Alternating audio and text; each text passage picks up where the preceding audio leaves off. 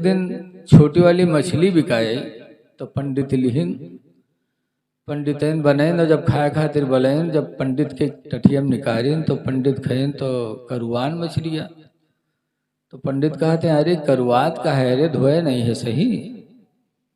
तो पंडितन कहते हैं तू है जू जरना, तू हमेशा जू जा रे, हमेशा लेकिन निकारे थी।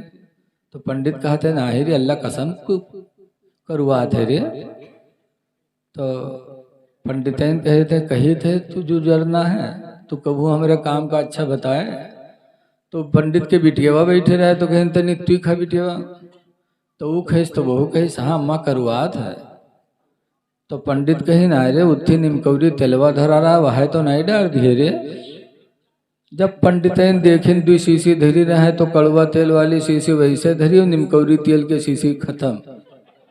तब पंडितन अपन खोपड़ी पीटे लगी, हाय भूल गए हम निमकौरी तेलवा ही डाल दिया। अब बताओ डारे बैठे हैं निमकौरी तेल और वह कहे करुआत है तो कहा थे तू है जू जरना। बताओ इसीलिए अल्लाह के रसूल फरमाते हैं कि और तो तुम्हारी तादाद जहन्नम में मैंने ज्यादा देखा इसलिए कि तुम शौहरों की नाशुक्री करती हो।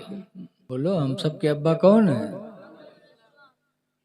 अल्लाह फरमाता उस रब से डरो जिसने तुमको एक जान से पैदा किया, व खलक़ मिन्हा ज़ौजहा,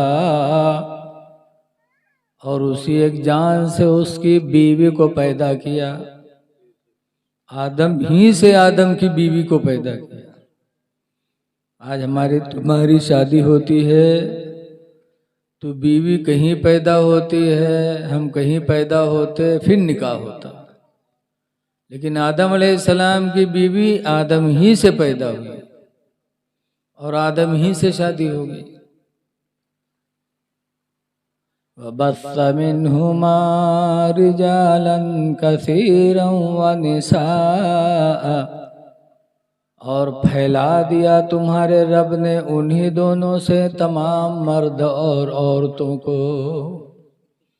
आदम और आदम की बीवी से अल्लाह ने हम सबको फैला दिया। आदम से आदम की बीवी को पैदा फरमाया। आज माशाअल्लाह जिस घराने से ये महफिल हो रही है उसमें शादियां हुई, बच्चे की बच्ची की।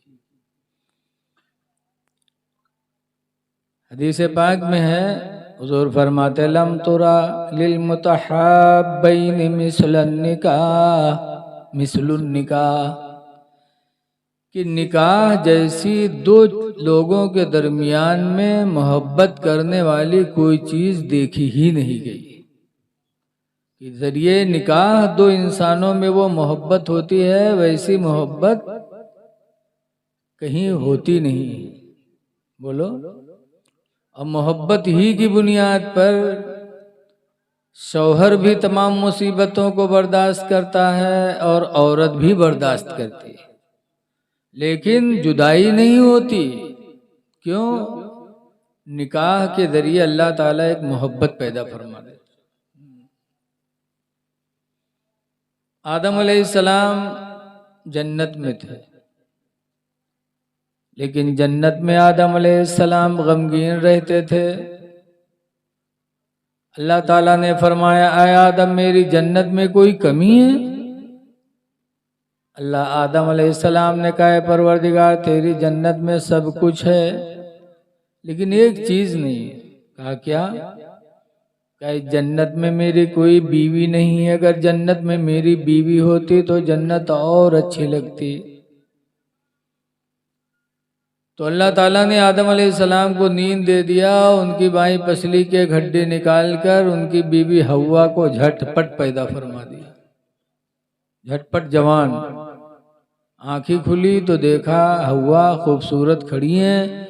आदम अलैहिस्सलाम ने पूछा या अल्लाह कौन है? तो अल्लाह ने फरमाया आदम ये तुम्हारी बीवी हव्वा है। तो आदम अलैहिस्सलाम हव्वा की तरफ बढ़े तो अल्लाह ताला ने फरमाया आदम पहले हव्वा का महर अदा कर दो। बगैर महर किए कहाँ जा रहे हो? आदम अलैहिस्सलाम ने फरमाया अल्लाह महर क्या दे दूं? तो अल्लाह ने फरमाया कि आखिरी नबी में आखिरी उम्मत में मेरा एक नबी पैदा होगा, मोहम्मद सल्लल्लाहु अलैहि वसल्लम। उस आखिरी नबी पर तुम 10 मरतबा दरूद व सलाम पढ़ दो, तुम्हारा महर अदा हो जाएगा। आदम अलैहिस्सलाम ने जन्नत में हमारे नबी पे 10 मरतबा दरूद व सलाम पढ़ा तो हव्वा का महर अदा हो गया, हव्वा हलाल हो गई आदम अलैहिस्सलाम के लिए। अब यहां गौर करो, कई बातें। हव्वा पैदा हुई आदम अलैहिस्सलाम की बाएं पसली की हड्डी से, और पसली की हड्डी सीधी होती है कि टेढ़ी होती है? बोलो, आप पसली टोए के देख लो, टेढ़ी होती है। टेढ़ी हड्डी से हव्वा बनी, और टेढ़ी हड्डी सीधी नहीं होती। सीधी करो तो टूट तो जाएगी, लेकिन सीधी। हमारी माँ बहनें टेढ़ी हड्डी से बनी है,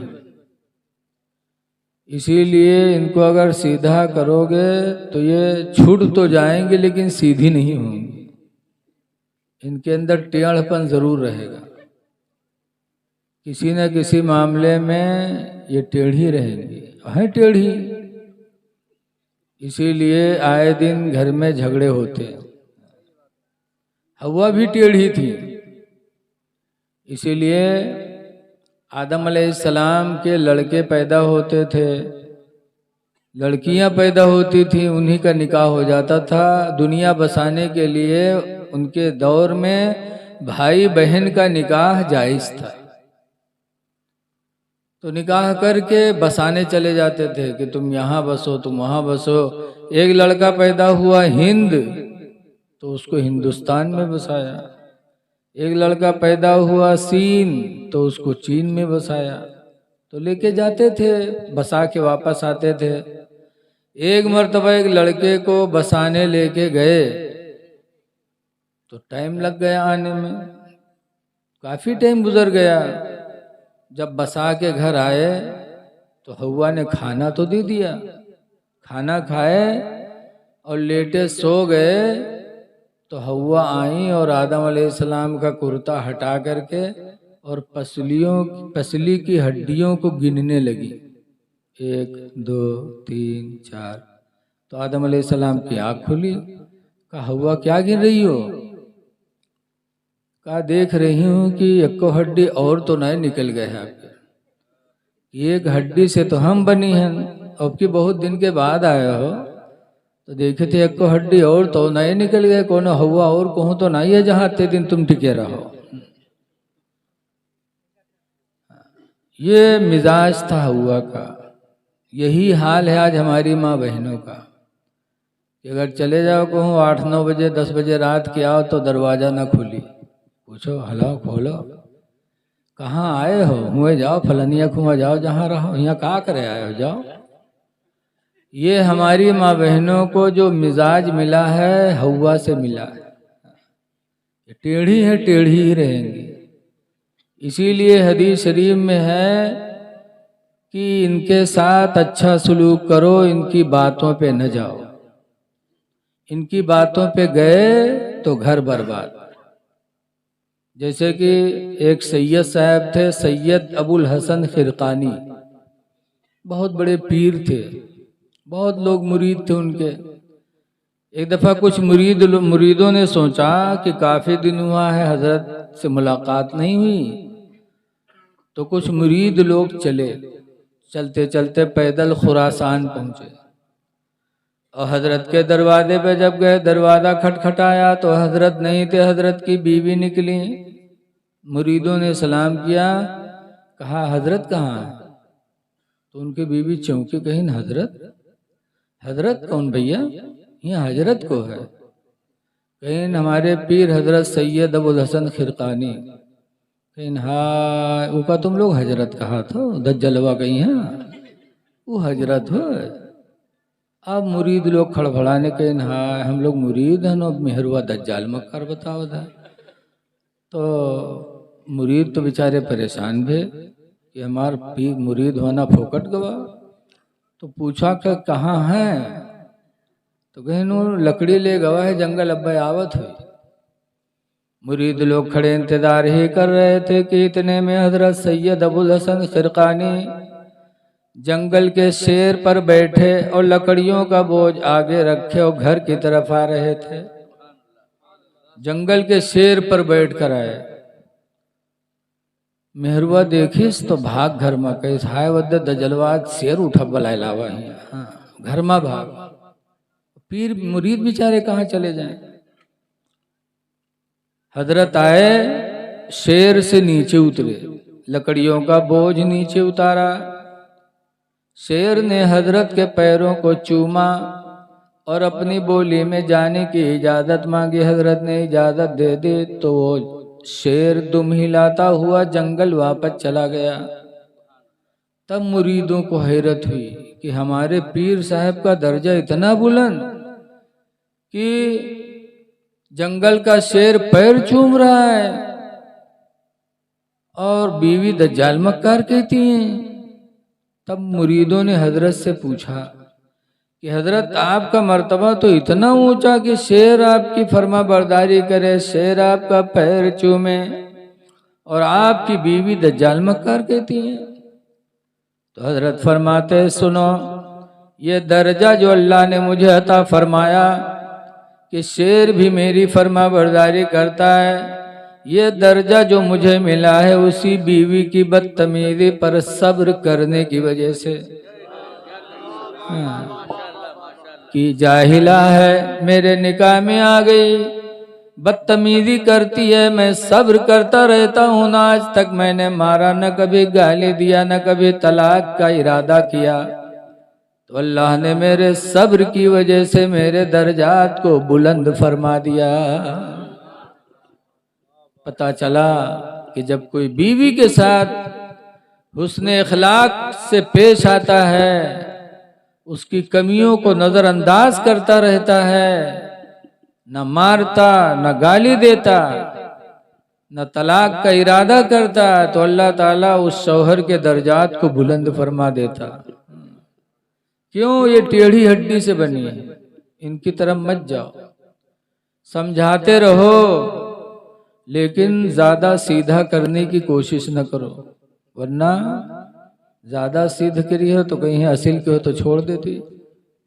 यही आखिरी जुमला रहा था, असिल के हो तो छोड़ दे। अब वो कही अब हम मुंह से निकलें जाइए हमरे, कहीं असिल के हो तो निकाल देती। आज कहीं चुप रहे भाई, खुले ही जात है मुँह, लागत है मुंह में बम धरे हब्बे दाग दे।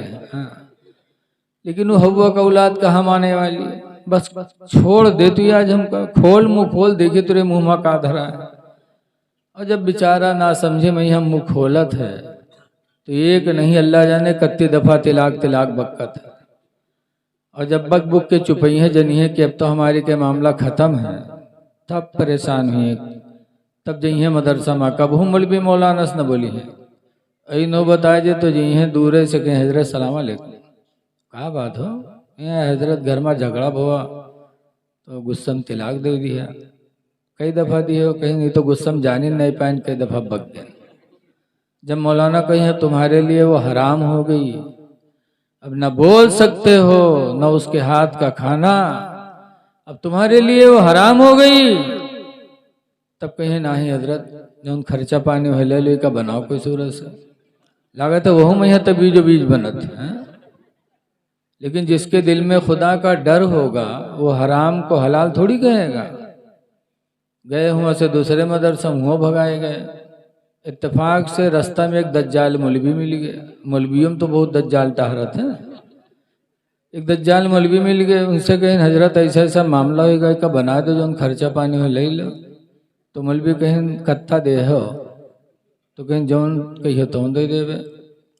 तो मौलवी कहा थे रुपया लेवे 10,000, लेकिन काम तुम्हारे बिल्कुल लोहा कह देवे। तो मेहरबक मोहब्बत बाद में दे 10,000। मस्जिद मदरसम चंदा देखो तो जू निकली। औरत के मामला दे दी 10,000। जब 10,000 पाएगे मौलवी तो कहते हैं अच्छा ही बताओ कौने दिन तलाक दिए रहे थे। तो सोचिस चांसिस बड़ी देर बाद के इसके इतवार के दिन रहे मौलवी साहब। तो मौलवी कहा थे इतवार के दिन रहे। इतवार के कहाँ तलाक पड़ता? इतवार के दिन कोर्ट कचहरी सब बंद रहा था, तलाको बंद रहा था। जा तो तलाक नाइब है, लगाए दी दज्जाली की मुहर। हाँ, तो जैसे जैसे तलाक देने वाले वैसे वैसे मसला बताने वाले भी दज्जाल मौलवी तैयार हो गए। हाँ। ऐ लोगों, निकाह फिक़ह की किताबों में लिखा है, निकाह मिसल शीशा के है। किताबों में लिखा है निकाह शीशा है और तलाक पत्थर है। और पत्थर जब शीशे पर पड़ता है तो शीशा फूटता है कि नहीं फूटता है? बोलो। चाहे वो का हंस के मारो और चाहे मुंह बनाए के मारो, गुस्सा से मारो तो भी शीशा फूटेगा, और मोहब्बत से पत्थर मारो तब भी शीशा फूटेगा। ऐसे ही तलाक है, अगर तुमने गुस्से से दिया तब भी तलाक, और मोहब्बत से दिया तब भी तलाक।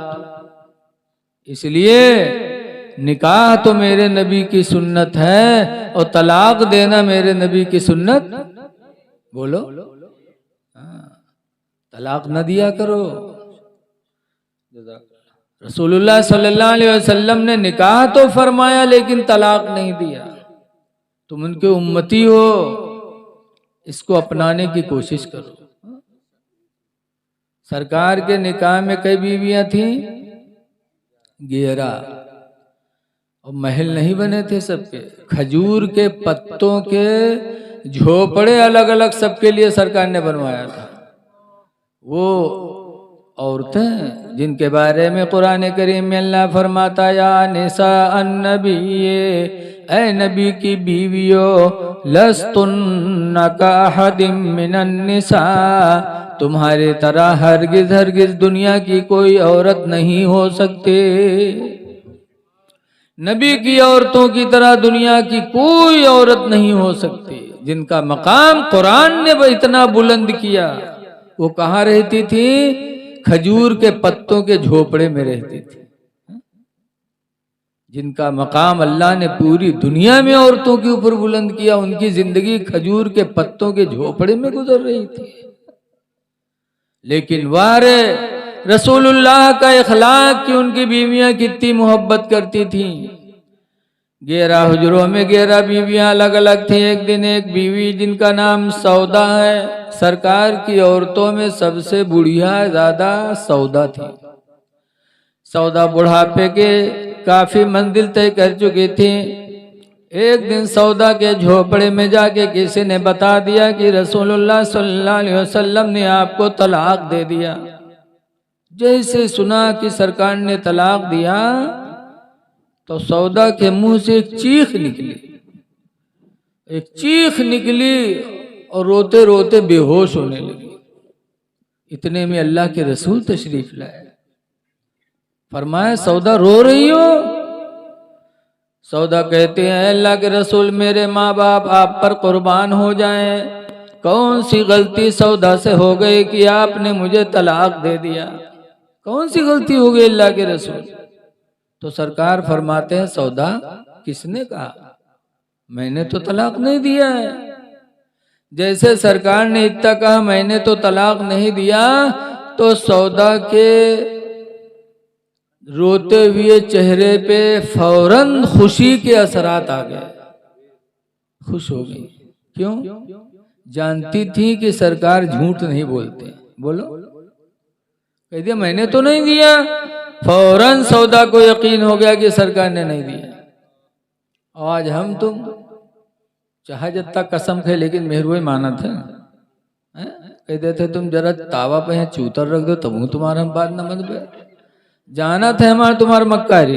दिन भर रात दिन फरेब 420। लेकिन रसूलुल्लाह की जिंदगी क्या शान थी मेरे पैगंबर की। सौदा खुश हो गई। जब खुश हो गई तो सरकार फरमाते हैं, सौदा तुम बूढ़ी हो गई हो, इस मंजिल में आ चुकी हो कि अब तुम्हें शौहर की जरूरत नहीं है। लेकिन अगर मैंने तलाक तो नहीं दिया लेकिन दे दूं तो तुमको इतना गम नहीं करना चाहिए। तो सौदा कहते हैं अल्लाह के रसूल, मैं बूढ़ी हो गई, इस उम्र में मुझे शौहर की जरूरत तो नहीं है, लेकिन अल्लाह का वास्ता देती हूँ आप मुझे तलाक न देना, इसलिए कि अपने निकाह में बाकी रखना, ताकि कल क़यामत के दिन जब मैदान महशर में कोई फरिश्ता मुझे रसूलुल्लाह की बीवी कह के पुकारेगा तो मेरा सर फख्र से ऊंचा हो जाएगा। ये मोहब्बत थी सौदा की सरकार से, इतना अच्छा इखलाक सरकार का। सरकार ने कभी तलाक नहीं दी अपनी बीवियों को, और आज उनके मानने वाले जरा जरा सी बात पर औरत को तलाक दे देते। लिखा है जब कोई तलाक देता है तो अर्श आदम थर थरा जाता है। क्या आज एक इंसान ने एक इंसान की जिंदगी को बर्बाद कर दिया, आज एक इंसान ने अपना घर उजाड़ दिया। ऐ लोगों, निकाह करो, मेरे नबी की सुन्नत है, लेकिन तलाक ना दो, तलाक देना मेरे नबी की सुन्नत नहीं। मुसीबतें बर्दाश्त कर लो, बाहर से आओ, घर में अगर तो मैं होने लगे तो घर से बाहर निकल जाओ, लेकिन तलाक के बारे में कभी इरादा न करो। इसलिए कि निकाह बहुत बड़ी इबादत है, अपने नबी की सीरत को अपनाओ। एक सौदा बूढ़ी हो गई है लेकिन नबी का दामन छोड़ना गवारा नहीं कर रही है। और आज हमरे तुमरे निकाह में यक्के रहा थे, लेकिन रातों दिन कहा थी मेरे नहीं जाती कि मुंह देखे रोजी ना हो। बोलो, हमारा आपका इखलाक इतना गिरा। औरतें बद्दुआ देती हैं, हालांकि बद्दुआ नहीं देना चाहिए। हदीस पाक में नबी सईदिन खुदरी क़ाला खरज रसूलुल्लाह सल्लल्लाहु अलैहि वसल्लम फी अदहा फतरिन इलल मुसल्ला। अबू सईद खुदरी कहते हैं कि रसूलुल्लाह सल्लल्लाहु अलैहि वसल्लम ईद के दिन या बकरा ईद के दिन ईदगाह निकले। फमर्रा अलन निसा, तो औरतों के पास से सरकार गुजरे। हुजूर के ज़माने में मर्द भी जाते थे मस्जिद में, औरतें भी जाती थी, सब पढ़ते थे। लेकिन बाद में फितना लोगों के दिलों में पैदा हुआ तो औरतों को मस्जिद ईदगाह से रोक दिया गया कि अब तुम मस्जिद में ना आओ, ईदगाह में ना आओ। लोगों के दिल बिगड़ गए, जो रसूलुल्लाह के ज़माने में लोगों के दिल थे वो दिल न रहे। बोलो है कि नहीं? जैसे जैसे ज़माना आगे बढ़ता है बुराइयां बढ़ती जाती हैं, मना कर दिया गया। लेकिन सरकार के ज़माने में औरतें ईदगाह में भी जाती थीं। तो सरकार ईदगाह पहुंचे तो फरमाया या माशरन निसा, ऐ औरतों की जमात, तसद्दक़ना, तुम सब सदका किया करो, सदका दो, अल्लाह की रात में खैरात दिया करो। क्यों? इन्नी रअयतुकुन्ना अक्सर अहलिन नार, इसलिए कि मेराज की रात में मैंने जहन्नम में तुम लोगों की तादाद ज्यादा देखी है, जहन्नम में तुम सब ज्यादा हो। इसलिए सदका करो, खैरात करो, ताकि सदका और खैरात से तुम्हें जहन्नम से निजात मिल जाए। तो औरतों ने पूछा अल्लाह के रसूल ऐसा क्यों? कुल्ना व बिमा या रसूल अल्लाह, औरतों ने कहा ऐसा क्यों कि मर्द कम औरतें ज्यादा जहन्नम में, ऐसा क्यों? तो सरकार ने कुछ वजहें बताई थी। फरमाया था पहली वजह तो यह है कि तकफुरुनल अशीरा, तुम शौहरों की नाशुक्री करती हो। शौहरों की, बोलो जरा तब पता यार बेहतर लगे, थोड़े हो लेकिन बोलो कुछ। हुजूर फरमाते हैं तुम्हारे जहन्नम में ज्यादा जाने की वजह यह है कि तुम शौहरों की नाशुक्री करती हो, बहुत नाशुक्री। जिंदगी भर इनके हर फरमाइश पूरी करो, जौन कहाँ तौन करो, जौन कहाँ तौन लाओ। अगर यक्को दफम चूक गए हो तो फौरन कही है तुम जिंदगी भर हम का जराए हो, तुम कबू हमारी एको बात माने हो, जिंदगी भर जराए हो। सब पर पानी फेर देती है। हमारे गांव में यहाँ एक मुसलमान है, लेकिन वो नमाज वमाज नहीं पढ़त है, और टोपी हर घड़ी लगाए रहा था, सोवत में भी टोपी नहीं उतारत और मस्जिद में कबहू नहीं जाता। तो उनका गांव वाले उनके नाम रख दें पंडित, और उनके मेहर वो नाम पंडित है। औरतें फट से ओहदा पावत हैं, डॉक्टर से निकाह हो जाए तो डॉक्टर है, चाहे जक्को गोली न जानत हो लेकिन डॉक्टर है। हाफिज जी से निकाह होगा तो हाफिजैन, चाहे अलहम्द याद न हो लेकिन हाफिजैन।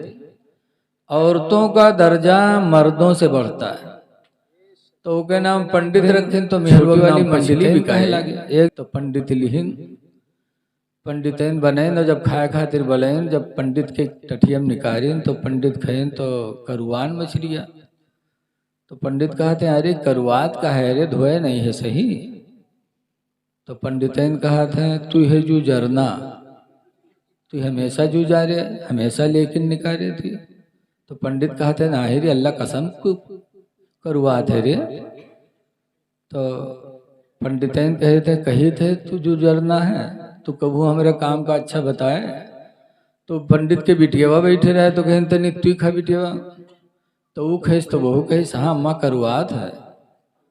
तो पंडित कही ना रे उत्थी निमकौरी तेलवा धरा रहा वह तो नहीं डाल दिए रे।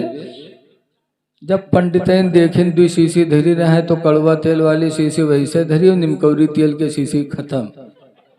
तब पंडितैन अपन खोपड़ी पीटे लगी, हाय भूल गए हम निमकौरी तेलवा ही डाल दिया। अब बताओ डारे बैठे हैं निमकौरी तेल और वह कहे करुआत है तो कहा थे तू है जो जरना। बताओ इसीलिए अल्लाह के रसूल फरमाते हैं कि और तो तुम्हारी तादाद जहन्नम में मैंने ज्यादा देखा इसलिए कि तुम शौहरों की नाशुक्री करती हो।